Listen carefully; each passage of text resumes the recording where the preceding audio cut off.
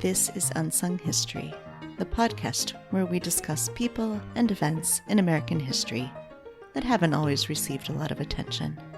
I'm your host, Kelly Therese Pollock. I'll start each episode with a brief introduction to the topic, and then talk to someone who knows a lot more than I do. Be sure to subscribe to Unsung History on your favorite podcasting app so you never miss an episode. And please, tell your friends, family, neighbors, colleagues, maybe even strangers to listen to. The 13th Amendment to the United States Constitution, ratified on December 6, 1865, formally outlawed slavery in the United States and its territories, except in punishment for crime. However, it wasn't until 99 years later, when the Civil Rights Act of 1964 was signed into law by President Lyndon B. Johnson on July 2nd of that year, that discrimination in hiring on the basis of race was outlawed in private employment. After the Civil War, while Black people in the United States were no longer enslaved, they were often limited in the employment they could find and could be subject to terrible working conditions and poor pay. Ironically, because they were concentrated in certain jobs, Black workers sometimes monopolized those jobs and had collective power to demand better conditions and higher pay. I'm going to zoom in now on one such instance, the Brotherhood of Sleeping Car Porters, and then zoom back out to the larger story of the Black working class in my conversation with today's guest. In 1862, George Mortimer Pullman founded the Pullman Company to manufacture luxury railroad cars with sleeping berths that included drapes, carpeting, along with Pullman's signature customer service. At its peak, 26 million people a year rode in Pullman cars. By 1884, Pullman had created a town for his growing workforce on 4,000 acres between Lake Calumet and the Illinois Central Rail Line south of Chicago. In response to the economic depression of 1893, Pullman cut wages 25%, but kept rent high in the company town, leading the workers to strike. After a federal injunction, President Grover Cleveland sent in federal troops, leading to violence, and eventually the strike ended, with Pullman rehiring the workers, as long as they signed a pledge never to join a union. The factory workers weren't the only employees that Pullman mistreated. In order to provide the famed customer service on Pullman cars, each time a railroad leased a Pullman car, a porter came with it. For this role, which included such tasks as setting up the sleeping berths, loading baggage, and serving passengers, Pullman hired only Black men, often from the South. With his stated expectation that formerly enslaved men would know how to be good, invisible servants, and would be willing to work for low pay. Despite the poor pay that Pullman provided, many Black men eagerly accepted the work, unable to find employment elsewhere. At one point in the early 20th century, Pullman was the largest single employer of Black men in the United States, with 12,000 porters. The wages that Pullman porters earned, which in 1926 averaged about $810 a year, or $14,000 a year in today's dollars, were envied by others in the Black community. But they didn't come close to making up for the 400 hours per month that Pullman porters were expected to work, nor the treatment by passengers, who called them boy or George. In the early 20th century, most Pullman workers were represented by the American Railway Union. But the union refused to include black workers, including the porters. On August 25, 1925, the porters formed their own union, the Brotherhood of Sleeping Car Porters, led by A. Philip Randolph, a labor organizer and publisher of The Messenger, an independent magazine that had ties in its founding to the Socialist Party. Because Randolph himself was not a porter, he didn't risk being fired by Pullman. The Brotherhood worked to enroll Pullman Porters into the union, but the Pullman Company refused to recognize the union and responded to the union's efforts by firing union members and threatening to fire others who might join. In September 1927, the Brotherhood attempted to secure a federal investigation into their conditions, filing a case with the Interstate Commerce Commission, but the ICC ruled that it didn't have jurisdiction in the matter. By 1928, it seemed that threatening a strike may be the only way to gain recognition. But even then, the National Mediation Board, established by the Watson-Parker Railway Labor Act of 1926, refused to act on behalf of the Brotherhood of Sleeping Car Porters, having been convinced by the Pullman Company that the union couldn't actually pull off a strike that would threaten the sleeping car service. The Brotherhood backed down from their planned walkout once they were faced with the threat of replacement workers. After Franklin D. Roosevelt became president, though, the Railway Labor Act was amended in 1934, and porters were granted new rights, which encouraged more porters to join the Brotherhood.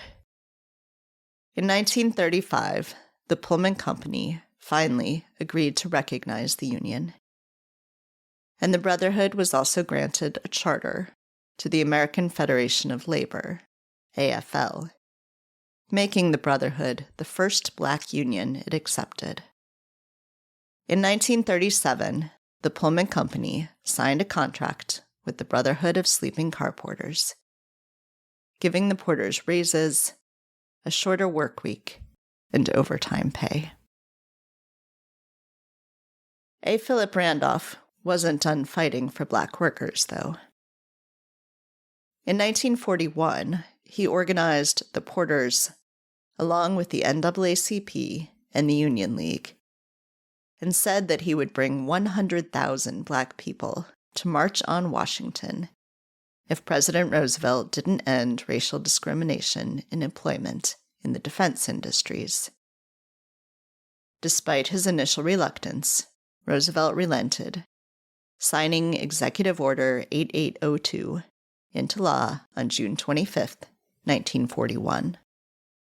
On August 28, 1963, Randolph did lead a march in Washington, the March on Washington for Jobs and Freedom, with 250,000 participants. Although Martin Luther King's speech is the best known from that day, Randolph's speech preceded his, where he said, quote, "Let the nation and the world know the meaning of our numbers. We are not a pressure group. We are not an organization or a group of organizations. We are not a mob. We are the advanced guard of a massive moral revolution for jobs and freedom." Unquote. Joining me now to help us learn about the Black working class is historian Dr. Blair L.M. Kelly, the Joel R. Williamson Distinguished Professor of Southern Studies at the University of North Carolina, Chapel Hill, and the incoming director of the Center for the Study of the American South, and author of Black Folk, The Roots of the Black Working Class.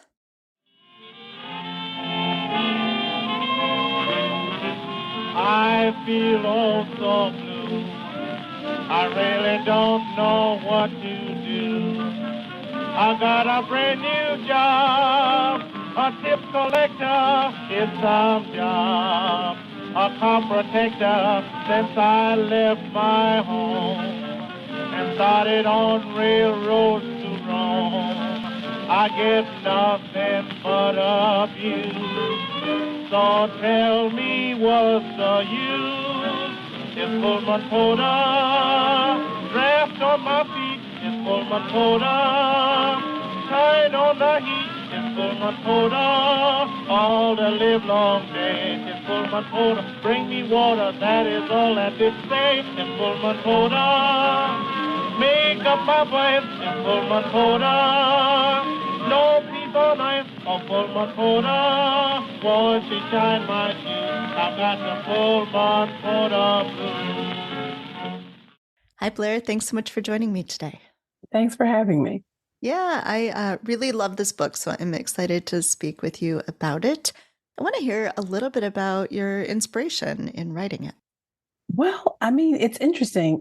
They approached me about the possibility of writing about the Black working class. And at first I was like, well, that's not exactly what I do. I'm a historian of the African American experience in general. I'm a historian of movements. And I was intimidated because oftentimes labor histories really have a different kind of tone than I write with. And so I thought to myself, well, this might not be the right fit. And so they said to me, my editor and my agent, let's just start proposing. What would you write if you could write your own history of the Black working class? And so I started crafting a proposal that really started with my family and the stories that my mother told me, that my father told me, that my grandparents shared with me when I was growing up. And those stories gave me that framework. And then I tapped into the kinds of jobs that I teach about when I teach about African American history, and the jobs that I felt were really transformative in terms of establishing the character of the Black working class over time. And so I came up with a set of things that I think look different than the standard labor history, but really reflect what I was interested in and what I really felt were the roots of the Black working class in history. Could you talk a little bit about the title? You talk about this a little bit at the beginning of your book, and I wonder if you could talk about it, because I'm sure, as you mentioned in the book, people will hear Black folk and might think about W.E.B. Du Bois, but that's not what you're referencing here. So why did you title it Black folk? So for me, that was another interesting moment. I was finished the book and my editor was like, well, when are we going to address the elephant in the room? And I'm like, what is that? What elephant are we talking about?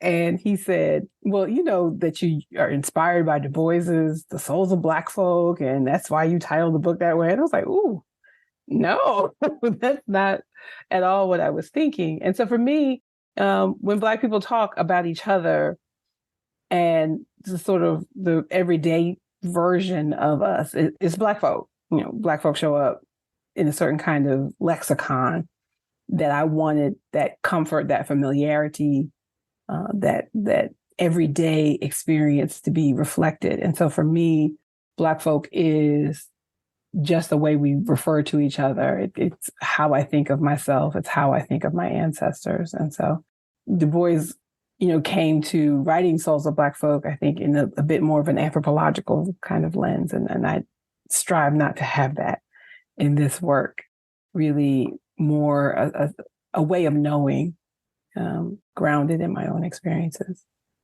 So you mentioned that you come to this from, thinking about your family and the stories that you heard. And so you tell the stories of some of your family members, but you also tell stories of other individuals in this book, not just your family members. Yes. And that's not all you do, of course. That, there's also a little more of the sort of traditional labor history. But can you talk a little bit about why you structure the book in that way and why you're telling stories of individuals?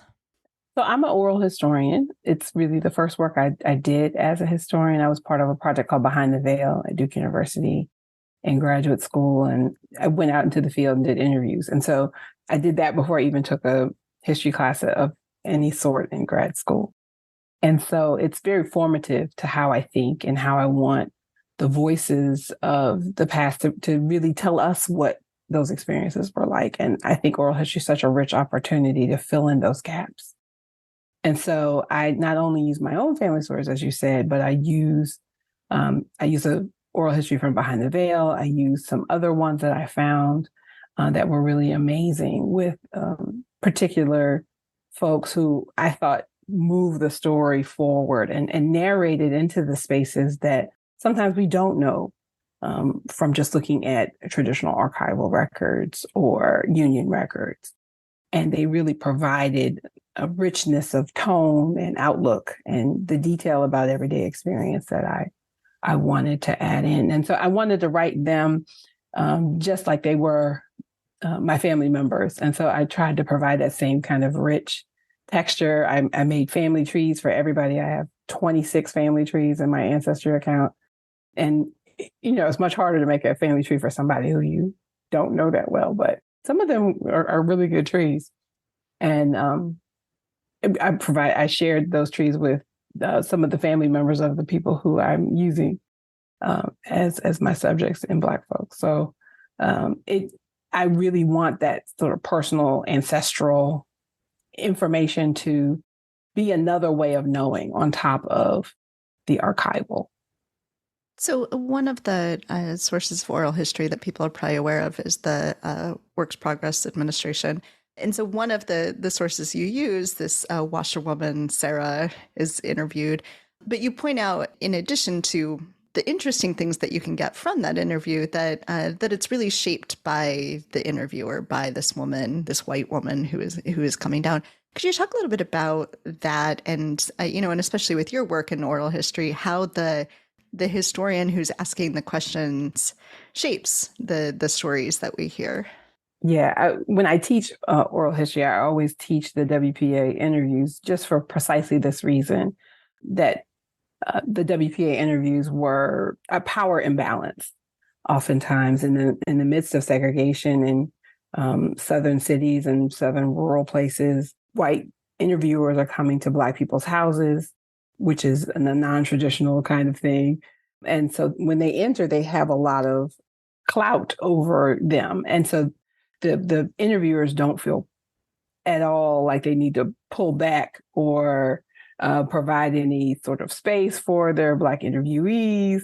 And interviewees don't have much power to do anything but go along, or at least appear to go along with those interviews. And so I could see that tension in the text of the interview that I use with Sarah Hill, and the things that she was leaving out or not really diving into, that I could see in her census record, the loss of a son, for example, that she doesn't mention. And I can see her discomfort, her physical discomfort, and, trying to make sure that this white stranger is cared for in her yard. So I wanted to write through their perspectives. I wanted to think through what washerwoman meant both to a white observer and to a person experiencing it as a field, and the empowerment that she got from it in terms of her own life. And so it was a fun kind of exercise to write through. As I was working on it, people were like, well, why are you doing this? But for me, it was important to not only say that there's a power imbalance, but to really explore it a bit.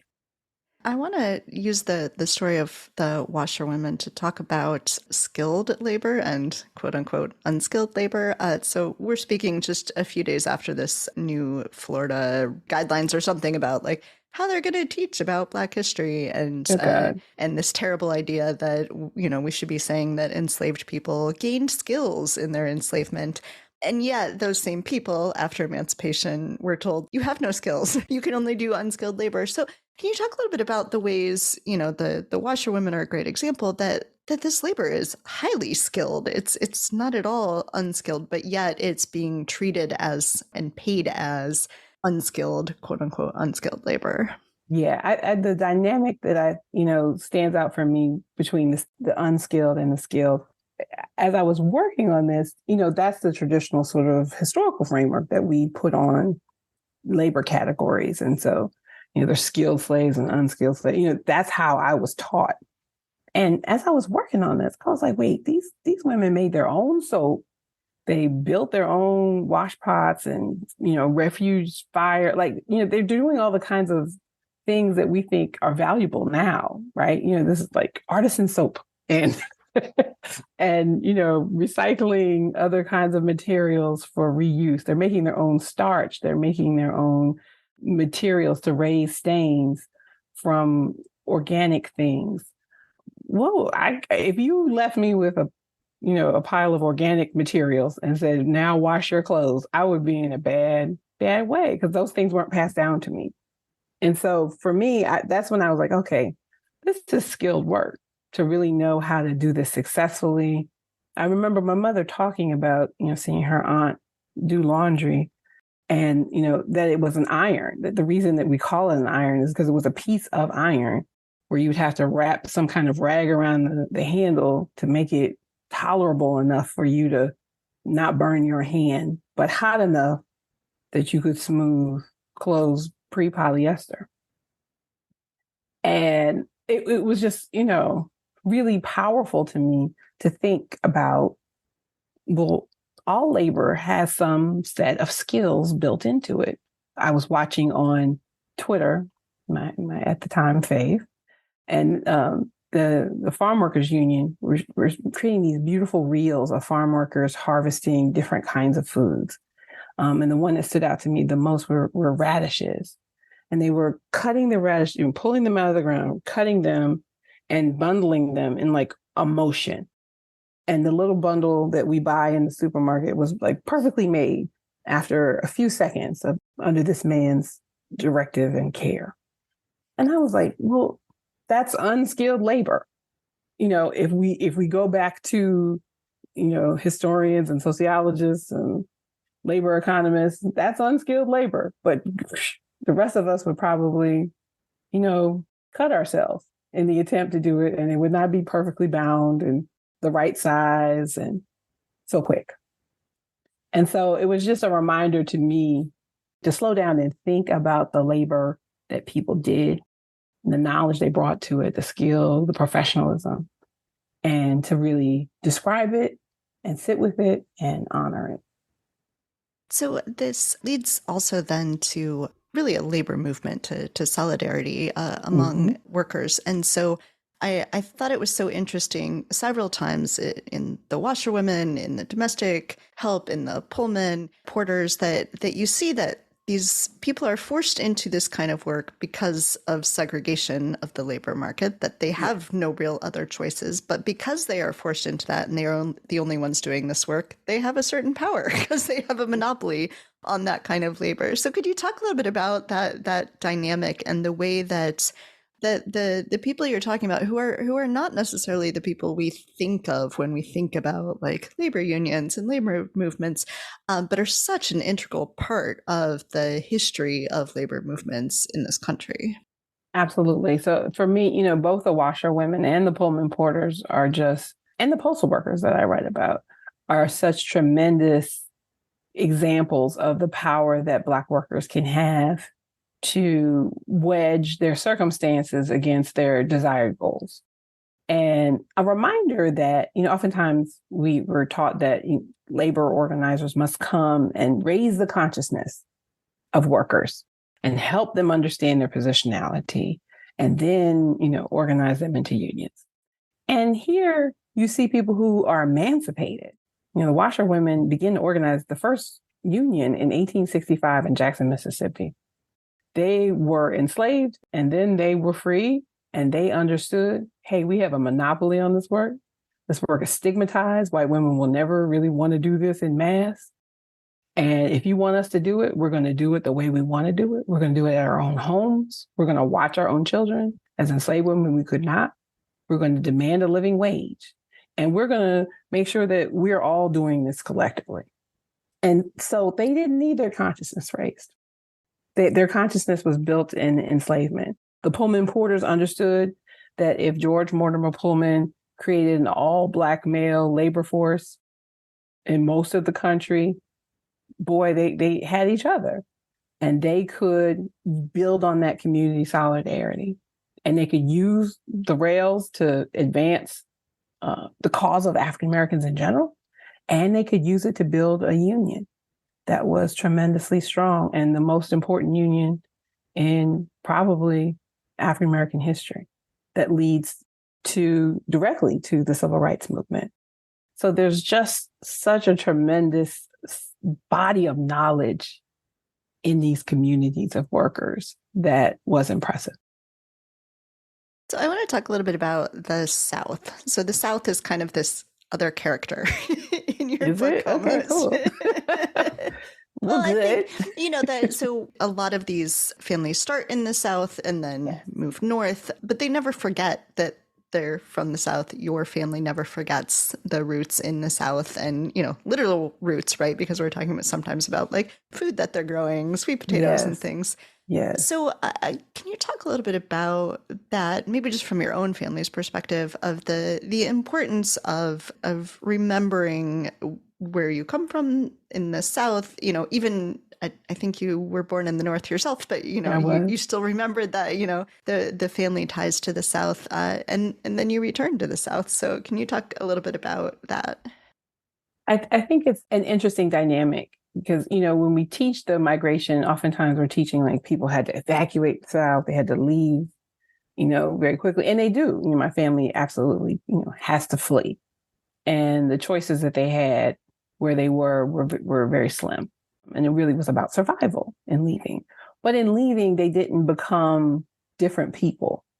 The things that they valued, their sense of land and, as you said, food and culture and faith were all grounded in the experiences they had as Southern people.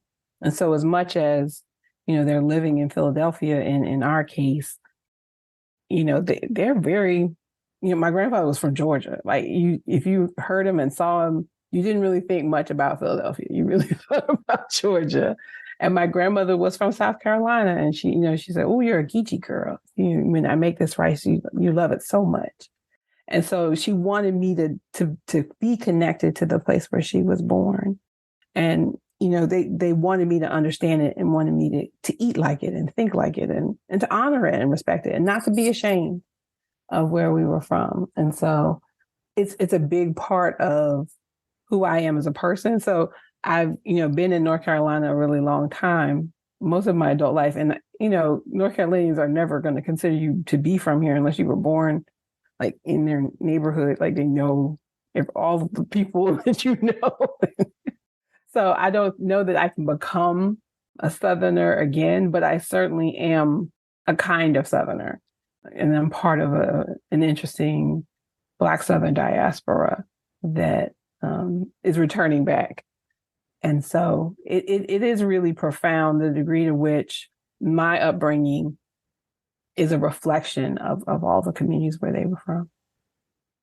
I want to ask, while we're talking about your family, about, you talked about the stories and the things that you heard, about the things that they didn't talk about, so you talk about your, I think it's your grandmother who worked for 10 years as a maid, but that wasn't something she talked about, and about all of the loss that they suffered. And those were things that they were not necessarily sharing with you. Can you talk a little bit about that, the sort of the pieces that are missing in those family stories and the things that, you learned along the way, or maybe you learned some of in actually doing this research? Yeah, absolutely. I think my grandmother was very proud of her work at the Philadelphia Navy Yard. In the first generation, when she first migrated, she couldn't get a job there. They weren't hiring Black women.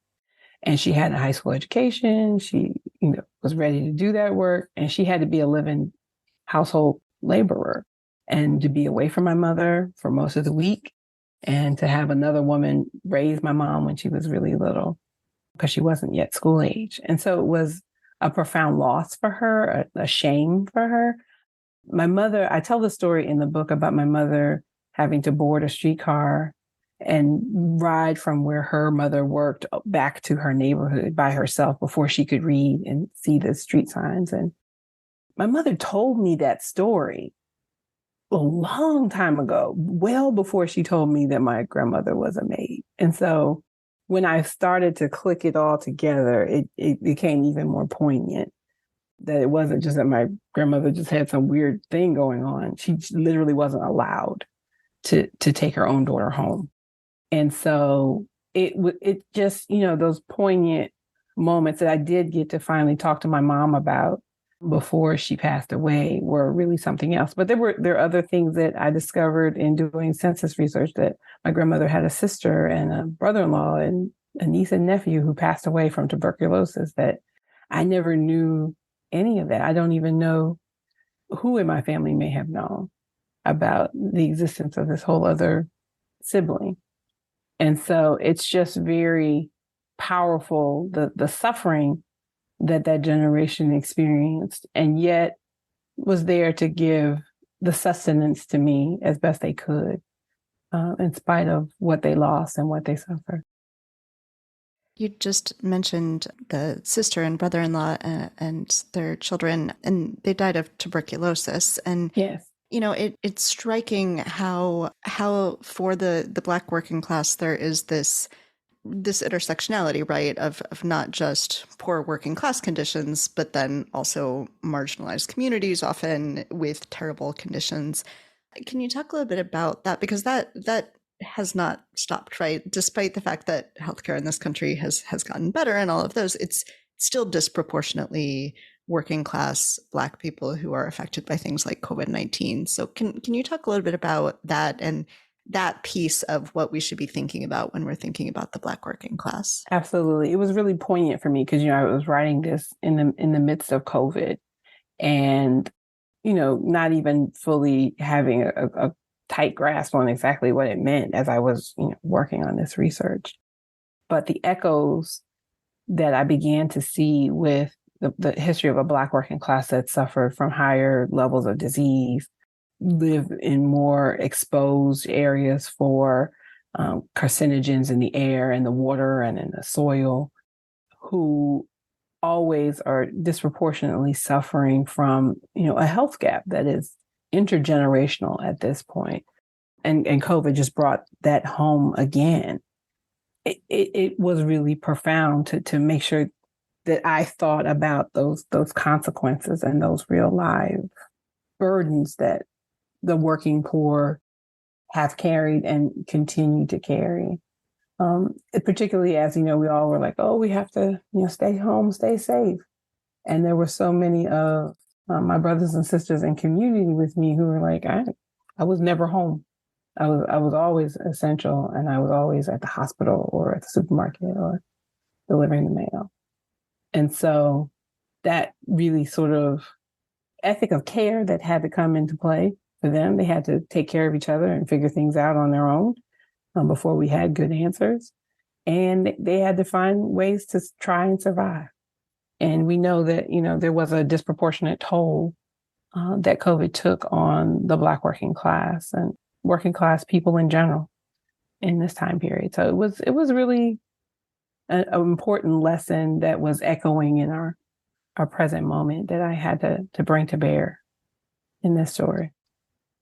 Yeah, so actually I want to follow up on that ethic of care, because I think one of the things that you talk about so powerfully in this book is the communal nature, the communities around the Black working class. And you talked about it when you were talking about like Black folk and the way that you titled the book. But I think that's so important to then understanding things like the labor movement that comes out of this, and then the civil rights movement that comes out of that. So could you talk a little bit about that community, that communal spirit that really connects all of the stories in this book? Yeah, I started Black folk with enslavement and with the forebearer of my grandfather's, Henry, who was the farthest back person I could find on his family line. And it's unusual to talk about slavery in a sort of working class history because it's, not good Marxian theory, right? I shouldn't be talking about enslaved people. But for me, what was important there was to talk about the roots of that community, and that the ethic of care that I see in the 20th century is grounded in the survival of the enslaved, that they have to remake community, remake family, redefine kin, redefine how they will take care for each other and look out for one another. And that the folks who come out of enslavement build a different kind of vision of the world, and that their American vision is fundamentally not survival of the fittest, the individual bootstrap lifting person, but really, how do we do this together? And how do we survive together? And how do we tell each other the best way to go forward? And that comes from enslavement, and it's carried forward. It is the inheritance of the future generations from the enslaved. They don't have much given to them at the end of enslavement, but they do have that sense of who they are and how they have to care for one another. And so for me, that was a powerful thing to see that, the Pullman Porters aren't organizing by themselves. There's men and women who are not Pullman Porters who are organizing, giving funds, providing support, cheering them on in every way, shape, and form. And when the Pullman Porters get recognition in 1937, federal recognition for the first time, they turn right back around and they demand that the desegregation of defense jobs from the federal government. That had nothing to do with them as a union, but it's that sense that the broader fight is everybody's fight. And that was what was so powerful for me to see again and again and again. I really appreciated how much you drew out the stories of Black women in this too. Mm-hmm. I think, it's easy to think of working class and think of, white, like that's what we're told by media over and over again right now. And then it's very easy to think of labor history and think of men and men's stories. So could you talk a little bit about that, your choices to really include and highlight Black women's stories in this book? I think, they're underwritten. There's whole histories of the Black working class where you can look for the term laundress or washerwoman. You can look for the word maid or household worker, and they really won't be there in the index. So I found that to be horrifying, because if we want to understand the processes by which this whole community is able to survive migration, is able to move these movements forward over time, women are essential to it. Black women are, the prototype of women workers in the United States.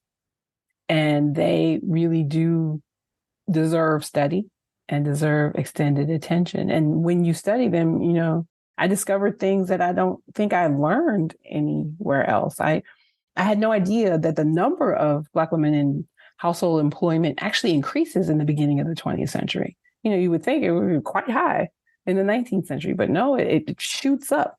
And it shoots up around the time that of the Second World War, when white women are asked to go into factories and do factory work because their men are abroad. And Black women go into white households at that time to watch the children of the women who are called into defense employment. They pay much better than the jobs that they are taking, jobs that were not open to them for the most part. And so, it was powerful for me to think, oh, well, Rosie the Riveter, our icon of white women working, has a Black maid and is, undergirded by Black women's labor. And it was powerful for me to think about the ways in which Black women's migration really does fuel all of these other movements that we were talking about and thinking about. That washerwomen are so strategic and brilliant. It's something I've known for a really long time, in part because of the amazing work of Tara Hunter and her book, To Joy My Freedom, which I just adore. But that the model that she outlines of what happens in Atlanta in 1881 is replicated on a smaller scale all over the entire South and in parts of the country all over. That washerwomen are so organized and so determined and really do change the shape of what's possible within segregated communities. And with limited pay and limited opportunity, they make a whole world for themselves. And so it was really powerful to have women's history be those opening doors of new lessons for just how profound their impact was. Well, everyone should go read this book. And one of my personal heroes shows up several times, Ida B. Wells Barnett. Oh, come on now. We didn't even have time to go into her. So tell everyone how they can get a copy of the book. Well, the book is everywhere. If you go buy it from your local bookseller, because I love to support our local booksellers. I think they're essential. But you can order it online as well, or any store, any big box store, wherever. That's my book. It's out there. Is there anything else you wanted to make sure we talk about? No, I think this was a really great conversation, and I really appreciated the chance to talk to you. Thank you so much. I love the book, and I really enjoyed speaking with you. I love when people read it. It feels good. You work on it for so long by yourself, and you just don't know how it's going to go over. So it's just wonderful to be in conversation with you. Thank you so much. Thank you. It's Pullman Porter, turn on the light. It's Pullman Porter, get me a bite. It's Pullman Porter, all the whole night through. It seems I'm always wrong, whatever I do. It's Pullman Porter, what town are we at? It's Pullman Porter, dragged off my hat. Now look here, Porter, somebody here done stole my boots. I've got the Pullman Porter blues.